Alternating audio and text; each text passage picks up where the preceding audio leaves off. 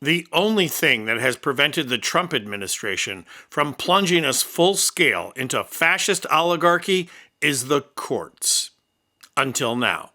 The Supreme Court has issued 2 rulings in less than 24 hours that Team Trump is hailing as victory for their side. I'm going to get into these rulings, but first, let's do a reality check. If Team Trump is claiming victory, then you can bet they are lying, and that alone should give us hope. From illegal deportations to mass firings by an illegal and unregulated government agency, Trump has been shredding the Constitution faster than the courts can stop him, confident that the right-wingers on the Supreme Court will ultimately rule in his favor. But as several legal experts have discussed, the Trump administration has won nothing but technical rulings, and in fact has lost on some of the key merits that they have been arguing. The first of these is the mass deportations under the Alien Enemies Act, an 18th century law that the Trump administration is abusing to deport Venezuelan men to a torture facility in El Salvador. The latest estimates are that 70% of the men deported do not belong to a gang, but that doesn't matter to the Trump administration because the men, and women by the way, were not white, so getting them out of the country is a good thing. The Supreme Court ruled on a technicality that the deportations could continue, but not in the manner that the Trump administration has been doing it. Team Trump has called this a victory, and when you look at who voted and how, it looks that way. But it is, in fact, a major defeat for Trump. Watch this. So this is really a partial victory for Donald Trump. They can resume those deportations, but the court, very importantly, has not really ruled on the merits of the case, which is, does the Alien Enemies Act apply to illegal immigrants, whether they are alleged criminal gang members or not, whether that constitutes what is the foreign government in the Alien Enemies Act wording, and whether that gang activity in the United States constitutes an invasion, which is what the Alien Enemies Act says. And this is the point that needs to be emphasized. The court did not rule on whether this law can be applied here, and for a good reason.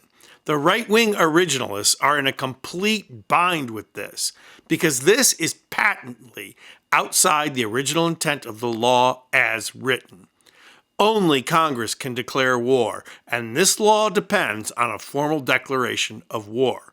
But the news gets even worse for the Trump administration. Watch.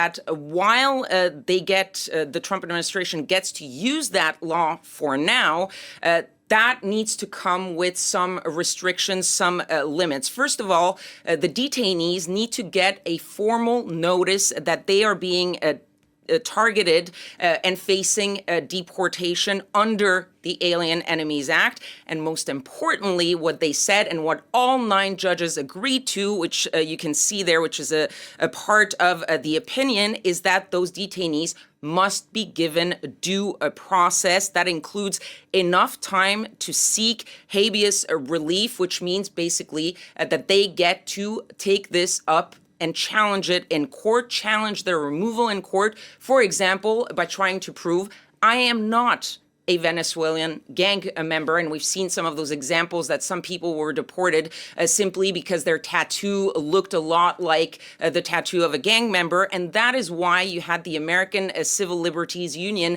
calling this decision an important victory for their case. So the most important part of the Trump administration deportation plan, no due process, has been struck down by the courts. And sure, that blowhard Tom Homan can claim he doesn't have to listen to the courts, but that's a recipe for contempt.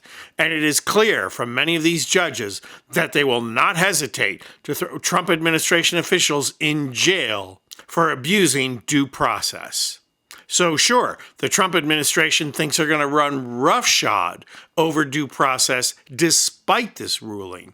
But that is only going to provide justification for impeachment and puts impeachment on the ballot right where it belongs.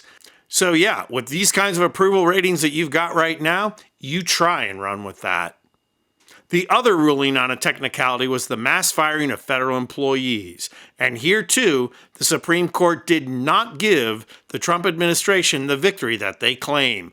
Watch this.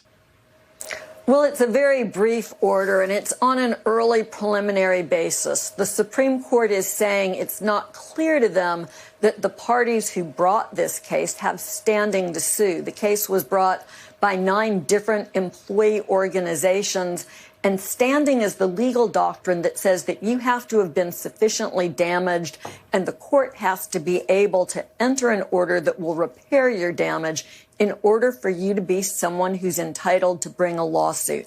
Because there are doubts, the Supreme Court has put pause on the order from Judge Alsup that would have forced the federal government to rehire these probationary employees while that issue of standing works its way through the lower courts.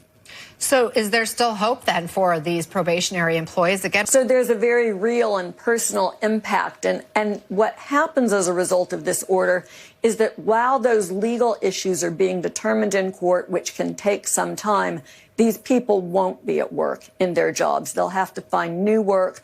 Perhaps they'll hope that they can return to government someday. But the courts will now, at the pace that we're used to courts moving, which is maybe a little bit faster than glacial, they'll work through the standing issue and other issues with these employees out of a job. And there's another case, right, where a judge ordered probationary workers to be restored by 2 p.m. today. Do we expect more from the high court then? What does this ruling indicate might be coming for that case? So there's a very interesting interplay between these two cases.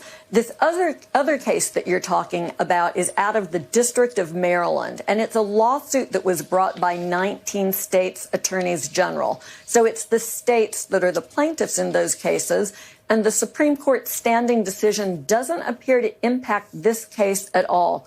What's different here is this applies only to the 19 states that sued, forcing the government to rehire probationary employees in those states. So while this ruling is not a victory for Team Trump, it plays right into the Trump playbook. Use the slow pace of the court to carry on breaking the rule of law. As Vance points out, employees will remain out of their job while this works its way through the courts. So the ultimate irony here is that fired federal employees in red states may not get their jobs back, while employees in blue states do. That would force red state employees to go through the courts at a snail's pace. How many of those employees do you think will vote Republican again? So while the Trump administration is claiming victory, they are actually setting the terms for enormous landslide defeat. I'm Anthony Vincent Gallo for Occupy Democrats.